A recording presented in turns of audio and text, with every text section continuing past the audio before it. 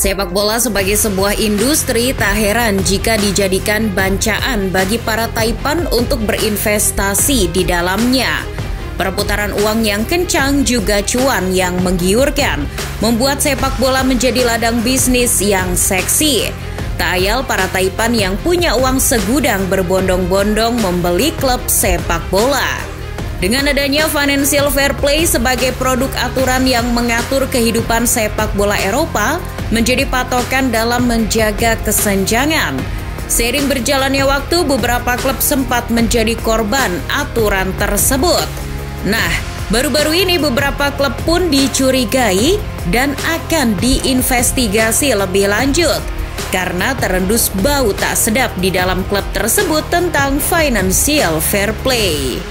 Sebagai sebuah organisasi sepak bola di Eropa, UEFA ceritanya menganggap banyaknya taipan berduit yang memiliki klub sepak bola itu akan menimbulkan kesenjangan terhadap klub-klub lain yang tak punya modal besar. Dengan lantang atas nama asas prinsip keadilan, lantas UEFA pada tahun 2011 di bawah Michel Platini meluncurkan aturan bernama Financial Fair Play.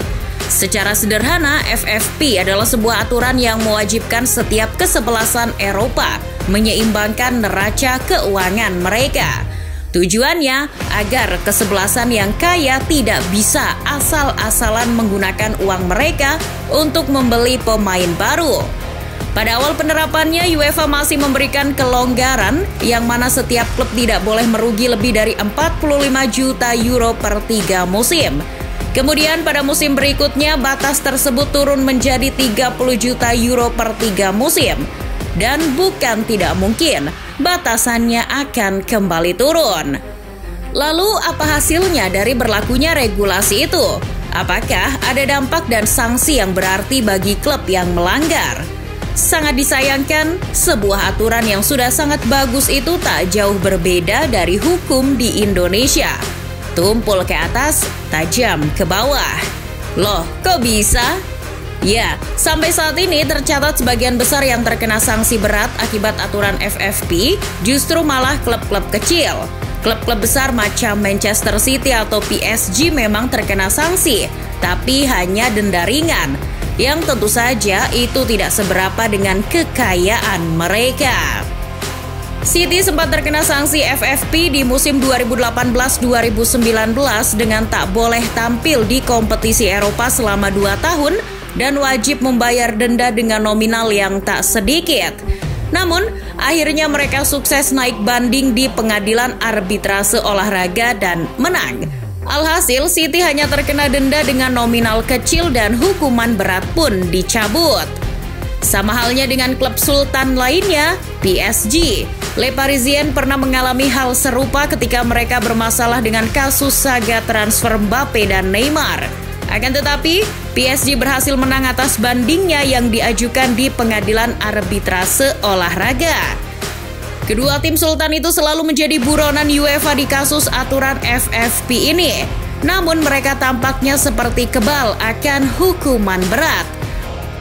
Lain halnya apa yang dialami Malaga, Zenit, Dnipro maupun klub kecil lainnya yang terkena sanksi. Ketika Malaga terkena sanksi melanggar batas gaji pada waktu belanja pemain besar-besaran di musim 2011-2012 macam Toulalan, Santi Cazorla, Demichelis, Joaquin hingga Van Nistelrooy. Namun di tahap banding mereka ditolak oleh pengadilan arbitrase olahraga. Gaji yang besar yang dicurigai belum terbayar membuat Malaga dihukum denda sekaligus absen di kompetisi Eropa selama 4 tahun. Kemudian Zenit, klub asal Rusia yang dihukum denda besar dan pembatasan pendaftaran pemain di Eropa pada tahun 2014. Juga ada Dnipro, klub asal Ukraina yang dihukum tak bisa bermain di kompetisi Eropa pada tahun 2016 karena tak bisa bayar gaji mahal jajaran pelatihnya waktu itu, yakni Juan de Ramos. Kini di tahun 2022 persoalan FFP muncul lagi. Menurut The Times, sebanyak 20 klub di Eropa akan diinvestigasi lebih lanjut karena dicurigai melanggar aturan FFP hingga musim 2021-2022. Namun hingga sekarang, nama-nama yang klub besar yang masif beredar di publik masih 6 klub. Dari Liga Prancis ada PSG.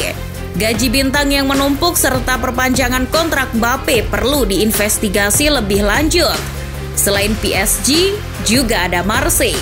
Keduanya dianggap selain neraca keuangannya tak seimbang juga mengalami defisit hingga puluhan juta euro dalam 3 musim terakhir. Dari Liga Italia ada Juventus, Inter Milan, dan AS Roma.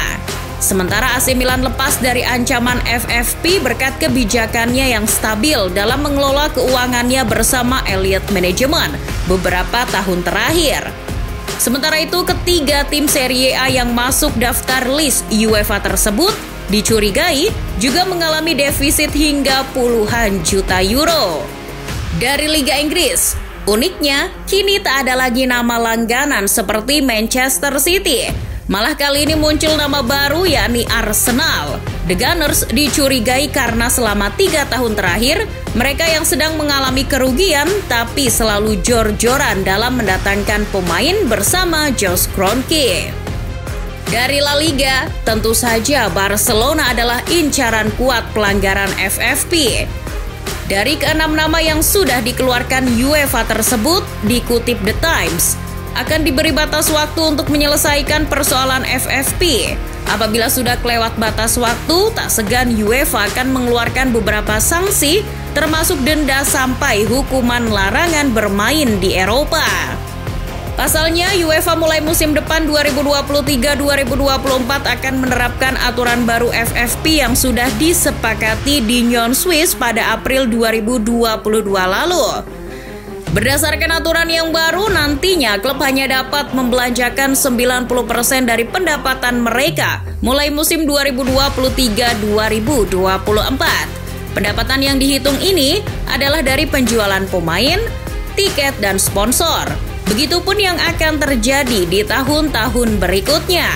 Akan semakin turun menjadi 80 dan 70% pada musim 2024-2025 dan 2025-2026. Regulasi baru ini tentu berangkat dari perkembangan dan tantangan ke depan di dunia sepak bola. Ini cara UEFA untuk melindungi pemain, merasionalkan harga pemain, dan membangun masa depan klub yang berkelanjutan, serta dapat mewujudkan nilai-nilai keadilan antara sesama klub di Eropa sesuai dasar cita-cita aturan ini lahir, kata Presiden UEFA Alexander Ceferin. Namun pertanyaannya sekarang bagi Ceferin, dengan hebohnya beberapa klub besar yang terancam sanksi FFP ini, apakah semuanya akan adil dihukum berat? Ataukah ini hanya gertak sambal sebagai penguat citra UEFA saja, dan ujung-ujungnya hanyalah klub-klub kecil yang terkena sanksi beratnya? Patut ditunggu gebrakan UEFA yang katanya bertindak atas dasar keadilan itu.